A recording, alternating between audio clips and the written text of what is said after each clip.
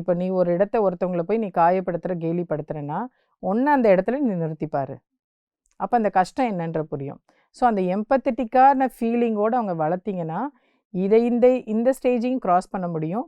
ஃபியூச்சரில் they become the good administrator. Yes ma'am. கண்டிப்பா அதெல்லாம் எல்லா குழந்தைகளுக்கும் தெரிஞ்சிச்சுன்னா யாரையும் காயப்படுத்திக்க மாட்டாங்க. கண்டிப்பா அவங்களுக்கு சொல்லி வளர்க்கணுங்க. இது வலிக்கும், இது கஷ்டம் கொடுக்கும், இந்த மாதிரி யாரையுமே நம்ம வந்து ஹர்ட் பண்ணக்கூடாது, எந்த லெவலையும் நம்ம ஹர்ட் பண்ணாமல் இருக்கணும் அப்படின்றத பேரண்ட்ஸோ பெரியவங்கோ ஸ்கூல்ஸ்லேயோ நம்ம கண்டிப்பாக இன்னும் மாரல்ஸ் நிறைய சொல்லித்தராங்க. ஸோ அதுலேருந்து தே ஹாவ் டு லேர்ன். நம்ம குழந்தைங்க நிறைய பேர் வந்து ஸ்கூல்ல நடக்கிற விஷயத்த வீட்டில் ஷேர் பண்றது கிடையாது மேம். சில குழந்தைங்க எல்லாத்தையுமே சொல்லுவாங்க. ஆனா நிறைய குழந்தைங்க மோஸ்ட் ஆஃப் வந்து சொல்ல மாட்டாங்க. அவங்களுக்குள்ள ஒரு சின்ன பயம் இருக்கு. நடந்ததெல்லாம் சொன்னா ஒன்னும் நம்ம மேல தப்பு இருக்கும், இல்லையா தப்பா ஒரு விஷயம் நடந்திருக்கும். ஸோ அது அப்படி சொல்லும் போது வீட்டில் ஒரு பிரச்சனை வந்துருமோ அப்படின்றதுக்காக நிறைய விஷயத்த மறைப்பாங்க.